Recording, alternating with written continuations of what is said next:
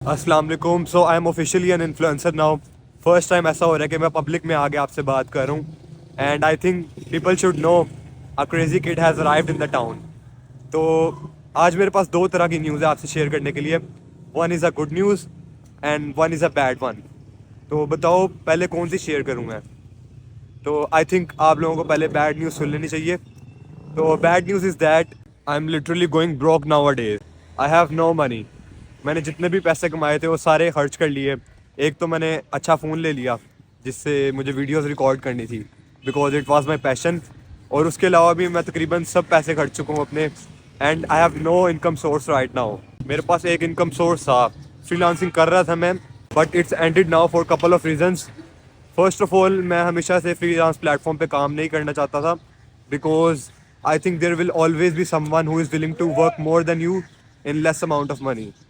और इसके अलावा 2 महीने पहले मुझे डेंगू हुआ और उस दौरान मेरे कुछ क्लाइंट्स के साथ प्रोजेक्ट चल रहे थे और ज़ाहिर है डेंगू के दौरान मैं काम नहीं कर सकता था। तो I excuse from them but they left me with a bad review और मेरी प्रोफाइल डी रैंक हो गई और इस तरह मेरा वो इनकम सोर्स तकरीबन एंड हो चुका है totally and I have to find a way to make money now. So this was the bad news. और अगर हम गुड न्यूज़ की बात करें तो गुड न्यूज़ ये है कि I have a never give up personality और मैं कभी गिव अप नहीं करता। So that's why I am going to start another business और मैं एक और ट्राई करने जा रहा हूँ अपने पास्ट लेसन से सीखते हुए and this time around I will be building the business in public. That means जो जो मैं कर रहा हूँ वो साथ साथ आपको दिखा रहा हूँ सो दैट अगर आपको भी कोई हेल्प चाहिए या बिजनेस से थोड़ी बहुत अंडरस्टैंडिंग डेवलप करना चाहते हो तो यू कैन वॉच मी और खुद भी आप अपने लिए भी इम्प्लीमेंट कर सकते हो वो चीज़ें। So I am doing it for couple of reasons क्योंकि मैंने एक फ़ोन में इन्वेस्ट किया और मुझे कंटेंट बनाना है। तो I think it would be a very good idea to make content on because आपको ये चीज़ इंस्पायर कर सकती है अपना बिजनेस स्टार्ट करने के लिए क्योंकि आजकल सारे लोग बहुत यूजलेस कंटेंट देख रहे हैं। तो I think I should make a content on something जो वाकई लोगों के लिए वैल्यूएबल हो और जिससे लोग अपनी लाइफ में इम्प्रूवमेंट लेके आ सकें। एंड आई थिंक कि मैं भी स्टेप बाय स्टेप जो भी प्रोसेस कर रहा हूँ उससे मेरी भी सेल्फ अकाउंटेबिलिटी रहेगी अगर मैं पब्लिक में बिल्ड करूँगा। तो it's a win win situation. आप लोगों को भी इससे फ़ायदा हो सकता है और मुझे भी हो सकता है and I will be growing my audience by the time. और इसके अलावा आपने नोटिस किया होगा कि मैं उर्दू में वीडियोस बनाने लग गया हूँ। शुरू वाली 3 वीडियोस मैंने इंग्लिश में बनाई थी। So it has couple of reasons also. Start में मैंने ऑब्जर्व किया था कि इंग्लिश में कंटेंट बनाना चाहिए because internationally recognised Pakistani influencers बहुत कम है जिनको यूरोप और अमेरिका में भी रिकग्नाइज किया जाता हो। तो आई थॉट कि I should make content in English. So that's why I was envisioning to get recognised on a international level.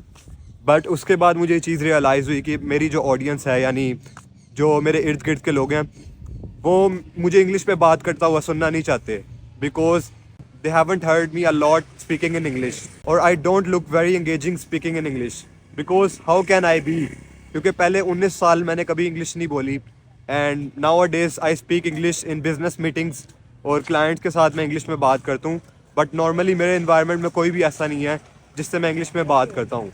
So that's Y मैंने सोचा कि उर्दू में ही कंटेंट बनाया जाए ताकि इजी भी हो, मैं कंफर्ट जोन में भी रहूँ कंटेंट बनाते हुए, ज़्यादा मुझे पुश भी ना करना पड़े अपने आप को और आप लोगों के लिए भी वो ज़्यादा रिलेटेबल कंटेंट हो।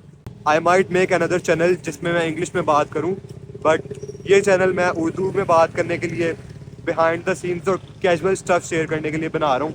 और जो इंग्लिश वाले चैनल की मैं बात करूँ हो सकता है वो मैं कभी बनाऊँ और उसमें सिर्फ प्रोफेशनल कंटेंट अपलोड करूँ। That's the news for now.